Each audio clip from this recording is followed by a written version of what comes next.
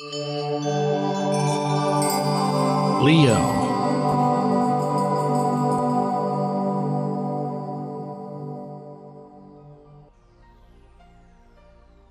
Hello Leo, this is your forecast for April 2014, and yes, here we have a month that I think you're both going to love and also going to go, oh my God. Alright, we have a lot of transformative energy this month, Leo, and it is going to be both expanding your world, and it may also be lifting you up out of this rut that you've been working on for a long time. Alright, because this liberation is going to free up and set you over into this new space. But in order to get there, yes, there's going to be a few challenges. However, though, I really don't see that these challenges are all that bad, meaning that there's not all these unexpected new things coming in and now what? It's more like these challenges have been around now for at least, the last 6 to 8 months here, and we've been up against them a couple of times, and then we were up against them here at New Year's again, and here we are in April, and they're back around. And yes, it is the energy of Uranus, Pluto, Jupiter, the squares, the oppositions. We got a lot of things going on a little bit later in the month, but just as we start off, there's something really exciting coming in.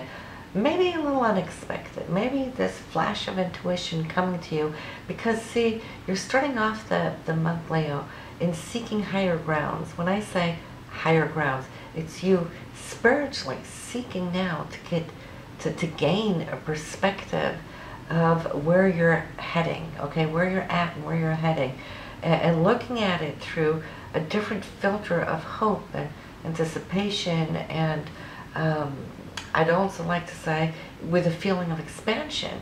It's like suddenly now something is starting to bloom, and yes, it is very exciting. The universe will, though, come around here in the very first days of April and ask you, do you really want this?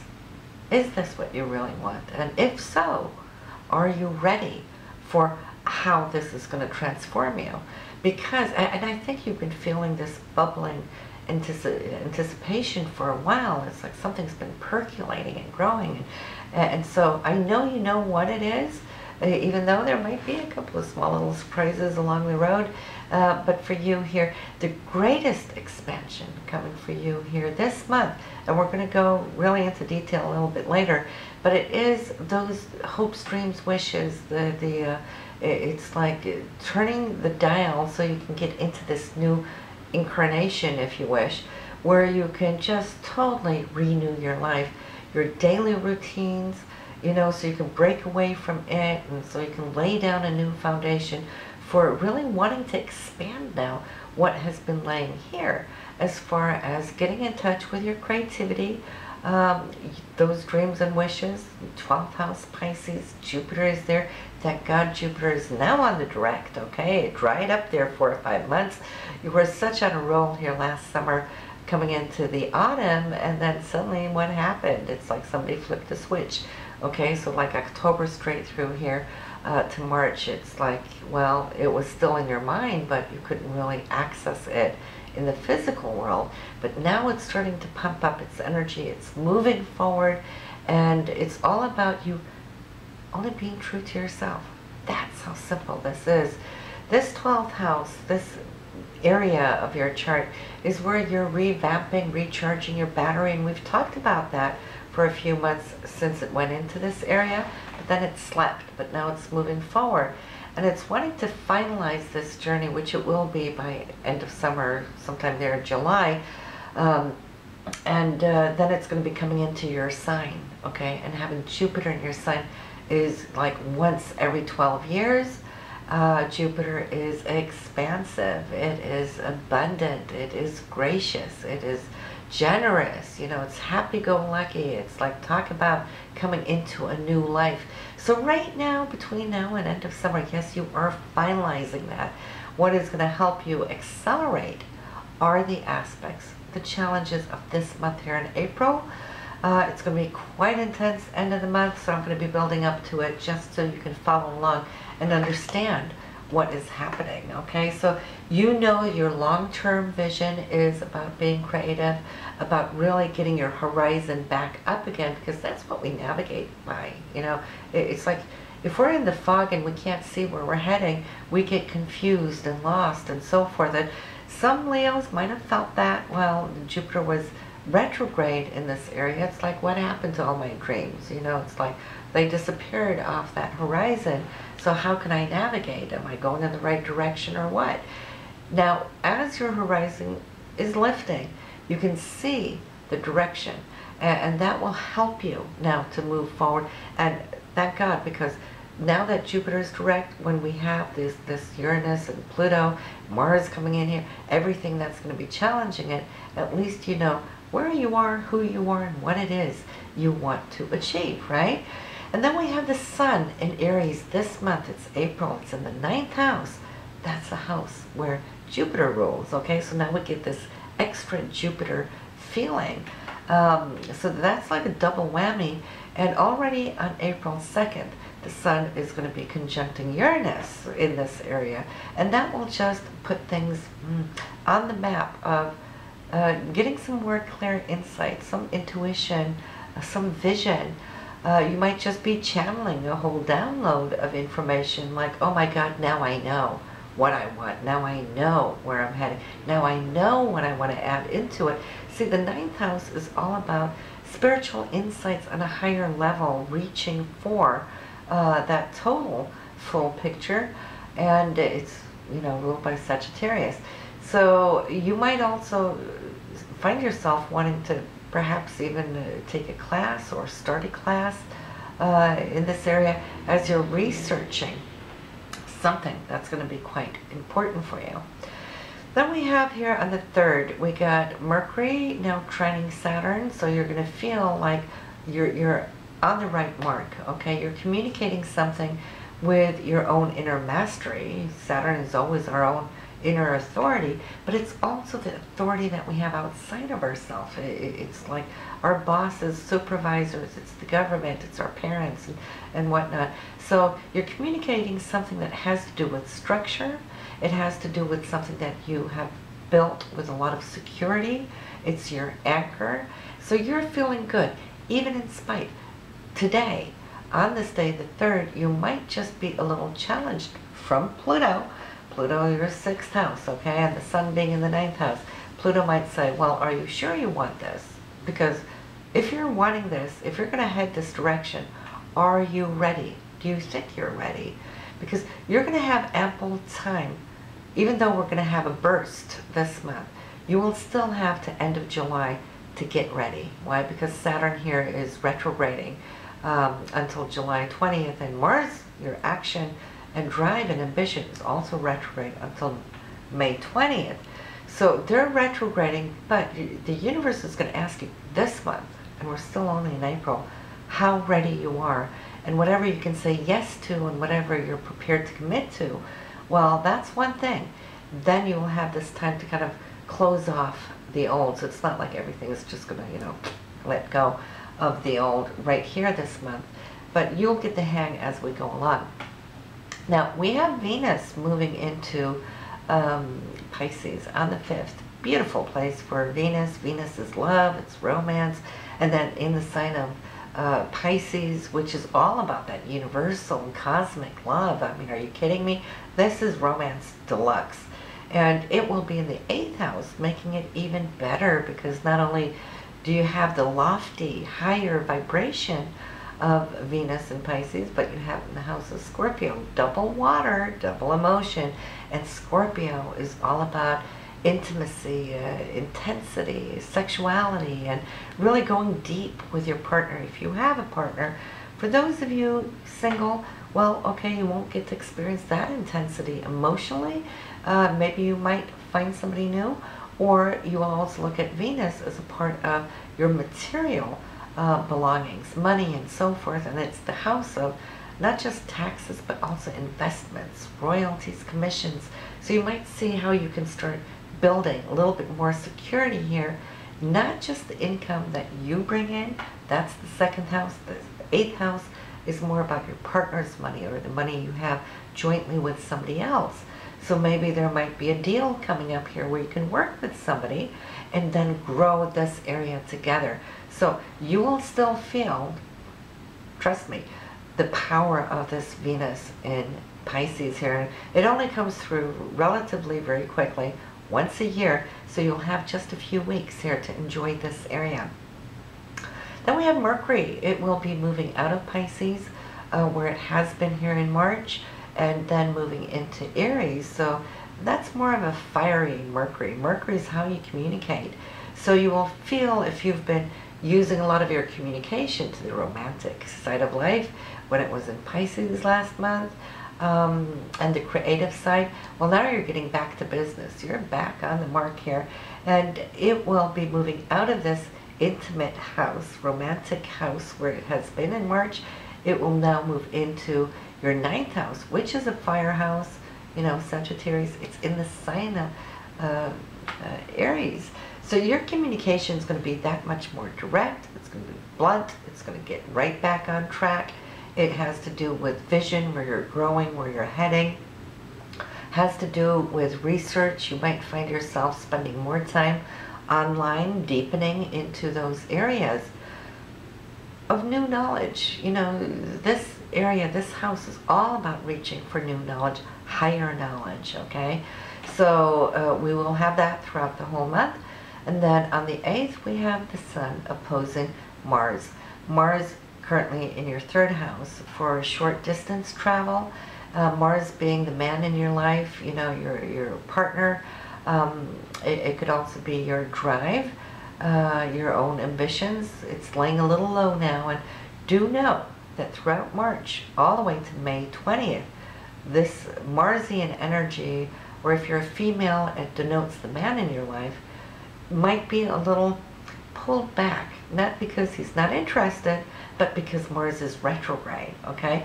So you might just see here now that, okay, this might come into effect. Maybe you're not getting all the texts that you were used to, or phone calls, or emails, and what's up with that, right?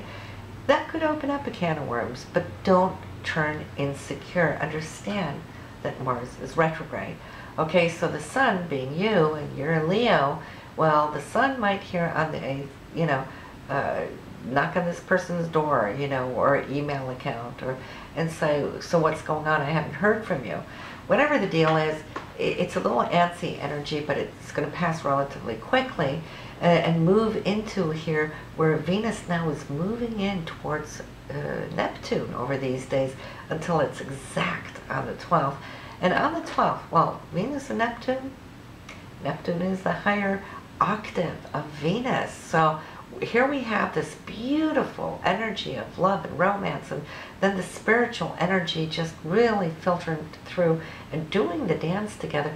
This is a must date night, and for you this will also be in your 8th house of intimacy and deeper connection. It's very sensual, it is sexual, so this is a great, great, great time for you. Mark this on your calendar, April 12th. So now we're moving into this week that we're starting to build up towards that very intense week of between the 20th and through the 24th, where everything is seemingly happening, not just back to back, but all together, all at once, okay? So the signals will be, let me just reposition myself. The signals will be, and this is not a new situation. Most of you, Leos, you were here last year, okay, in the autumn, and then you were there at New Year's, and here we go again. Could be the same situation or related to it, but Mercury here on the 14th is going to be challenged by Jupiter. Jupiter in your 12th house, so you have something, I won't say hidden, we call it the hidden house, right, but because it's our subconscious, but Jupiter is laying here wanting something, and Mercury's wanting to communicate it, or somebody's wanting to communicate it to you. And so the 9th and 12th house, you may be hearing from somebody from afar, not close, but afar, you know, out of state, out of country.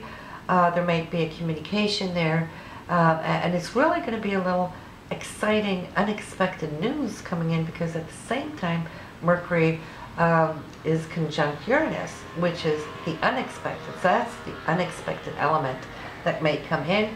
Might be a little surprising, might be a little shocking, but it's coming also from this area of out of state, out of country, or at far from distance.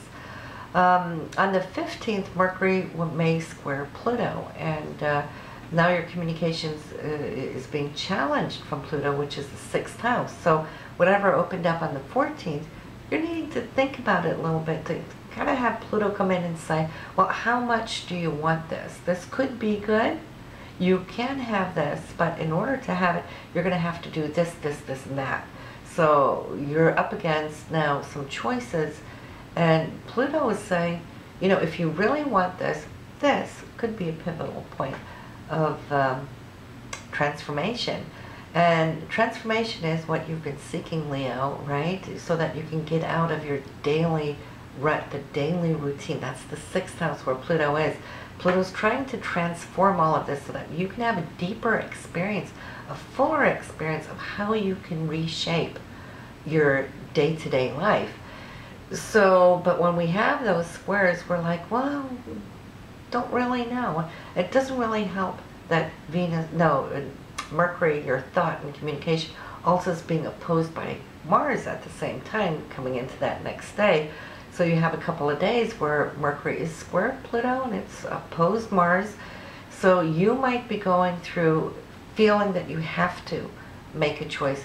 Don't do it if you don't have a solution or an answer yet. This could be you going through it, but it could also be your partner, because Mars is involved and Pluto, you know, higher octave of Mars. So it could be your partner going through some angst of having to make a decision.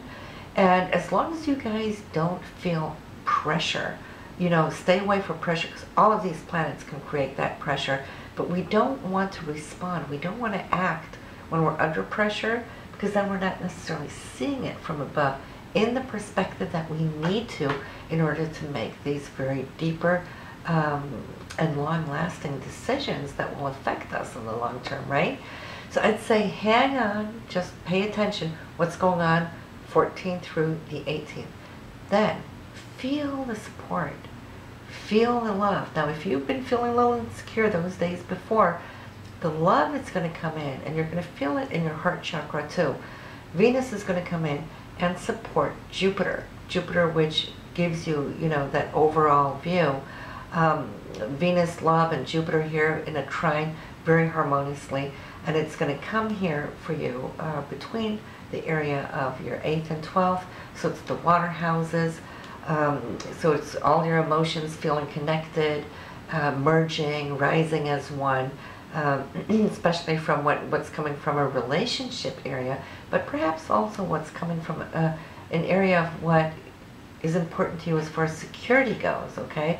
8th house is also security, what makes you feel safe, whether emotionally or financially. And then at the same time, Venus is going to sextile Pluto, which is that pivotal point of transformation of your day-to-day life. So, you know, you might find that the solution is to really stay close to what or who you love, and allow that to steer you, because as you climb up to this higher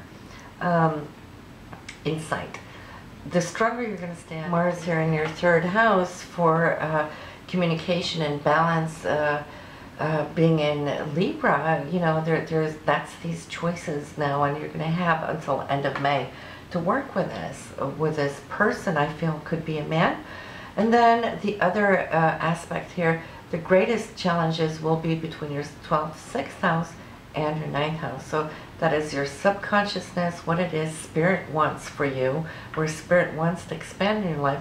6th house for your daily routine is also health matters, that you're making positive choices so that you could feel good, feel strong, right? And then the 9th house of long distance. This could be long distance relationship.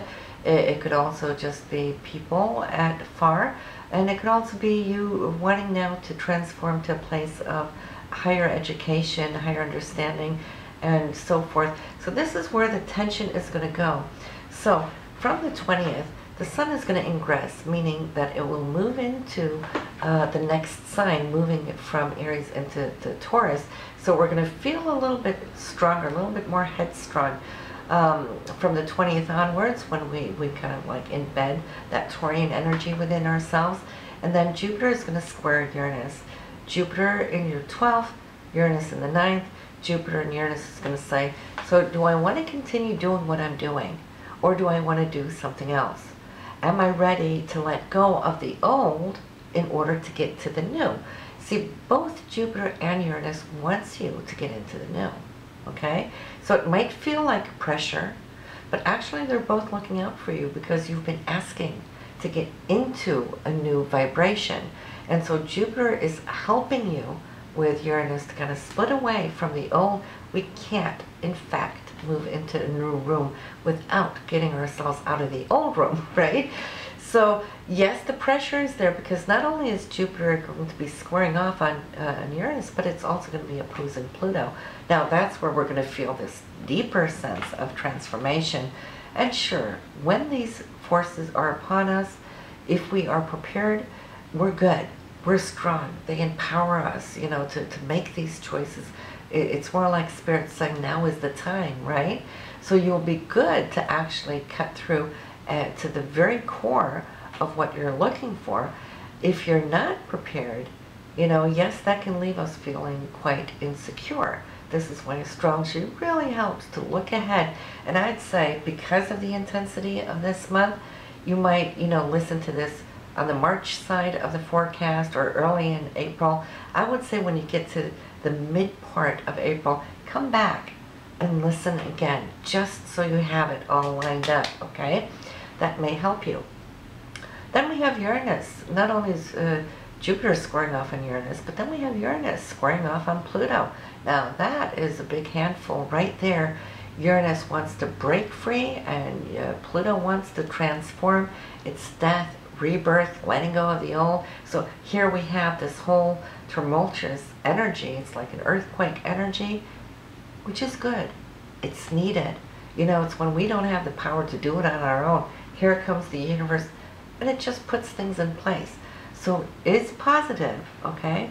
And then we have Mars too, which is drive, ambition, and goals, squaring off on Jupiter. So that's where you're going to have to make the decision, which could be a little difficult because Mars is in Libra. It's not always easy to make these decisions because what if this and what if that? And the scales keep flopping. And plus Mars is retrograde, so it's not really strong. So Mars is going to be squaring on Jupiter when Jupiter is saying, make the choice. So how do you make the choice when the scales are like this? This is when you trust your inner self, know that you know what you want, and then go for it. You know, stand in your truth. And then Uranus will now also be opposing Mars, not just squaring off on Jupiter, but it will help you now to split off within 2 days, or say 3 days, 20th to the 23rd. You will see that what you once at some point felt was like a mountain to climb or difficult or impossible, suddenly now within 2-3 days it's like, it's like, you know, turning a lock, you know, in the right combination, and then suddenly something's going to give.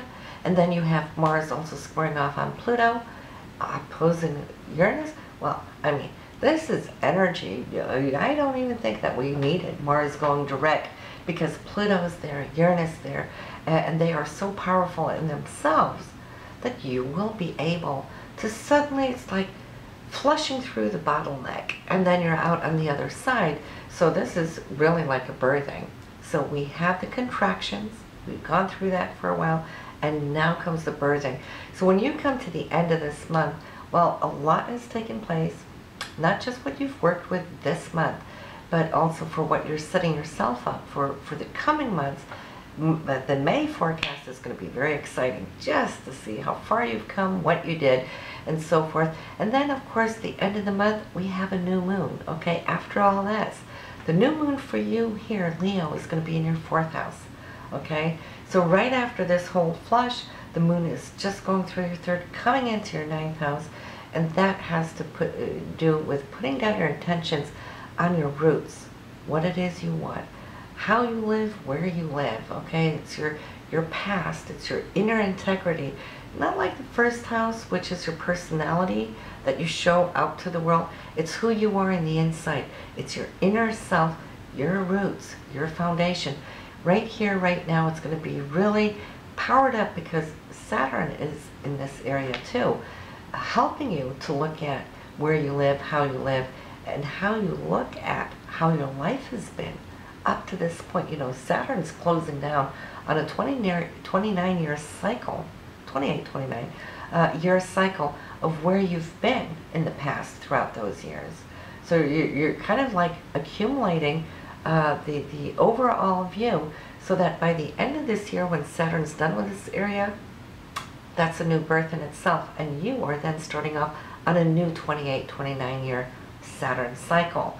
So you're starting to see yourself in a new light due to everything that's been taking place over the last year and a half. You have renewed a whole lot. Your vision on yourself is different, may have changed. Now with the new moon here, you only get a chance to do this once every year in this area.